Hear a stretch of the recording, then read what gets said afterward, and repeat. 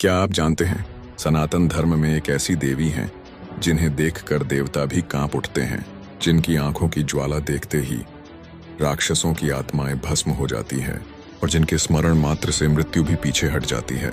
उनका रूप भयानक है, उनका नृत्य प्रलय लाता है और उनका नाम लेते ही जन्मों जन्मों का पाप जलकर भस्म हो जाता है। हाँ, मैं बात कर रहा हूँ माँ काली की, जो न सिर्फ मृत्यु की देवी हैं बल्कि जीवन देने वाली आदिशक्ति भी है। आज की इस कथा में हम जानेंगे काली माँ का जन्म कैसे हुआ, उनकी जीभ हमेशा क्यों बाहर रहती है, वो शव पर क्यों खड़ी होती हैं और क्यों उनकी पूजा रात के अंधेरों में श्मशान में की जाती है। अगर आप भी काली माँ के भक्त हैं तो इस कहानी को अंत तक सुनिए, क्योंकि जो अधूरी सुनेगा वो अधूरा ही रह जाएगा। सृष्टि की शुरुआत में जब अधर्म फैलने लगा, देवताओं ने माँ दुर्गा से प्रार्थना की, माँ इन असुरों का विनाश कीजिए वरना संसार अंधकार में डूब जाएगा। माँ दुर्गा प्रकट हुई, सिंह पर सवार होकर रणभूमि में पहुंची। उन्होंने रक्त बीज नाम के असुर को ललकारा, जिसका वरदान था यदि उसके खून की एक बूंद भी धरती पर गिरेगी तो उतने ही रक्त बीज और पैदा हो जाएंगे। माँ दुर्गा ने जैसे ही अपना त्रिशूल चलाया, रक्त बीज घायल हुआ और उसकी हर बूंद से सैकड़ों रक्त बीज पैदा होने लगे। चारों ओर असुरों की सेना बढ़ती चली गई, स्तोत्र गूंजने लगे, देवता भयभीत होने लगे। तभी माँ दुर्गा के क्रोध ने एक नया रूप धारण कर लिया। उनके माथे से भयंकर पसीना टपका, आग की लपट जल उठी और अचानक माँ काली उत्पन्न हुई।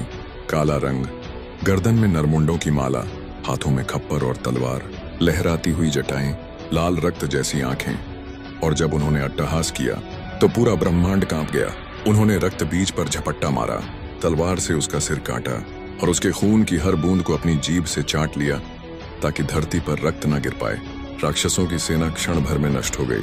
माँ काली विजयी हुई, लेकिन असुरों का वध करने के बाद भी माँ काली का तांडव रुक नहीं रहा था।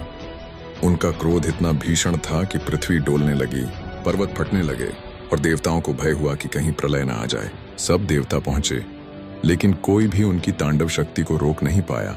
आखिरकार भगवान शंकर ने उपाय सोचा। उन्होंने शव मृत शरीर का रूप धारण किया और चुपचाप धरती पर लेट गए। तभी माँ काली क्रोध में नाचते नाचते उनके ऊपर आ गईं।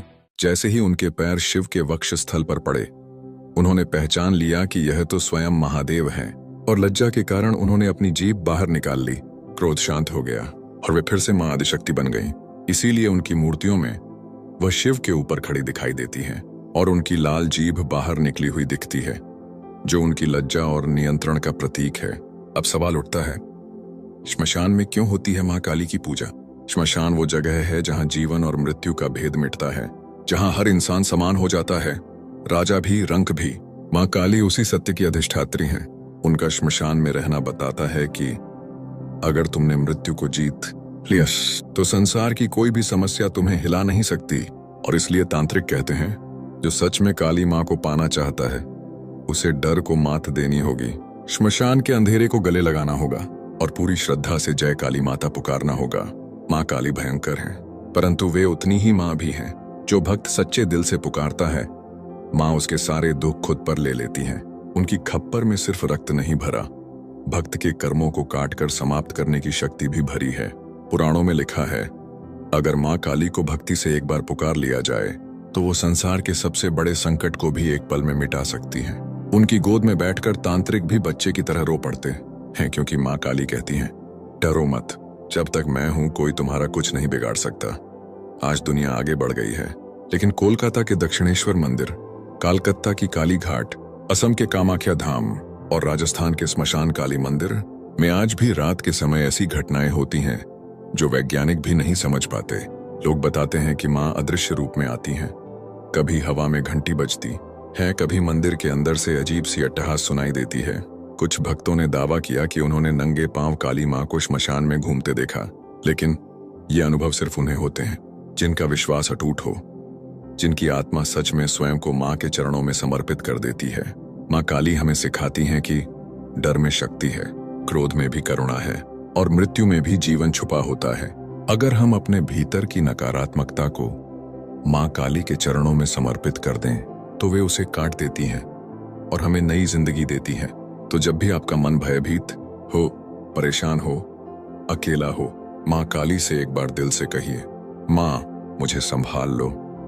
और फिर देखिए चमत्कार कैसे होता है, क्योंकि जो भक्त माँ काली की शरण में जाता है वह फिर किसी से नहीं डरता, न इस संसार से, न मृत्यु से।